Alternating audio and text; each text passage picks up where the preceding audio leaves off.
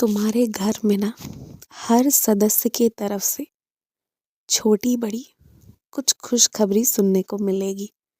हर एक व्यक्ति का व्यक्तिगत रूप से कुछ ना कुछ तरक्की होने जा रही है, जिससे तुम सभी को एक छोटे से उत्सव मनाने जैसा मौका मिल सकता है।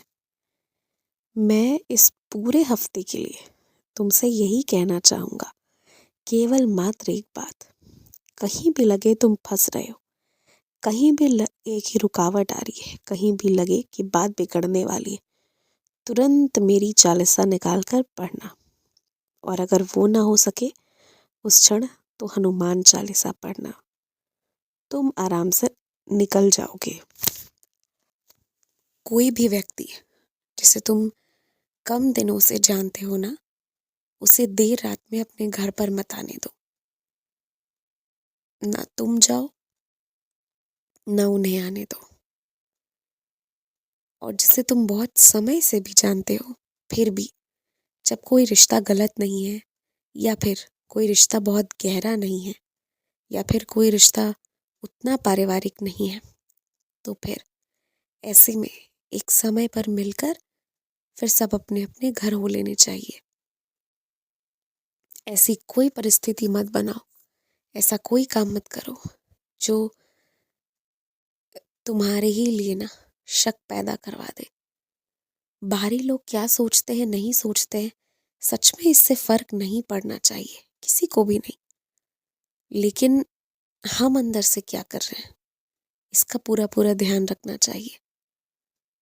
जब हम सही हैं हर तरह से, फिर लोग क्या सोच रहे हैं ना, इसकी परवाह नहीं करनी चाहिए। लेकिन अगर हम ज़रा भी गलत हैं, या ज़रा भी गलत जैसा कुछ कर रहे हैं, या कोई शक की स्थिति खुद ही उत्पन्न करवा रहे हैं, तो निश्चित हमें वहाँ सोचना चाहिए कि कल को हमारे सामने कुछ प्रश्न खड़े होंगे, क्या हम उन्हें सुनना भी पसंद करेंगे?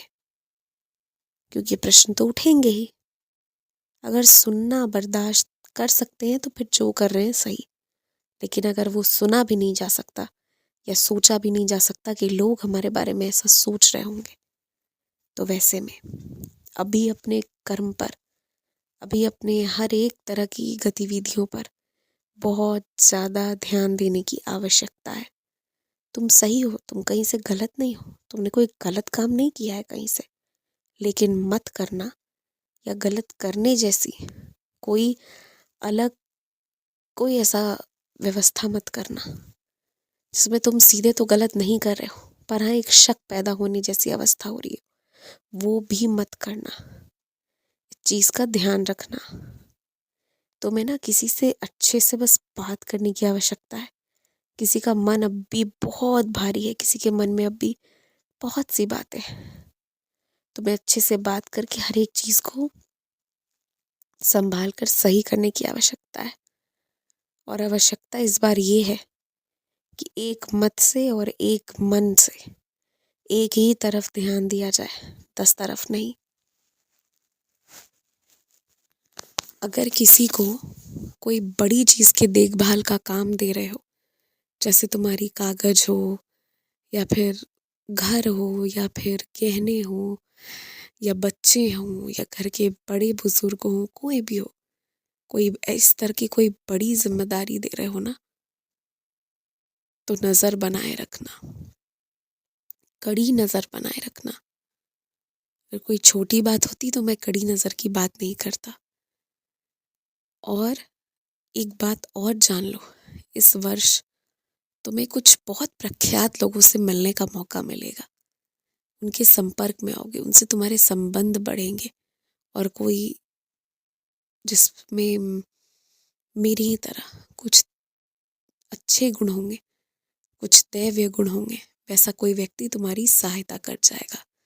इसलिए निश्चिंत रहो, खूब खुश रहो, आयुष्मान भव।